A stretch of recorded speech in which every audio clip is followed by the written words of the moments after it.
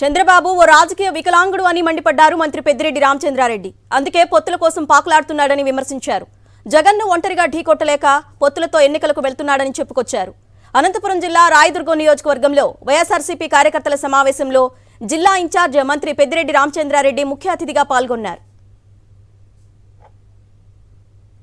నడవలేని వ్యక్తి, రాజకీయ వికలాంగుడు, అందుకైతే ఆయన ఊరకట్లన్నీ తీసుకొచ్చుకుంటాడు నడవడానికి. ఒక పక్కన బీజేపీ, ఇంకో పక్కన జనసేన, ఇంకా ఏమైనా పార్టీలు వస్తాయంటే వాళ్ళు కూడా కలుపుకొని ఈరోజు ఆయన గెలవాలని ప్రయత్నం చేస్తూ ఉన్నాడు. నిజంగా బలం ఉంటే అందరూ కలవాలని అని అడుగుతా ఉన్నాను. మన నాయకుడు సింగిల్ గానే పోటీ చేస్తామని చెప్పి ప్రతి సభలో కూడా చెప్పాడు. ఆ విధంగానే మనం సింగిల్ గానే పోటీ చేస్తాం, అత్యధిక స్థానాలు ఇక్కడ సాధిస్తాం.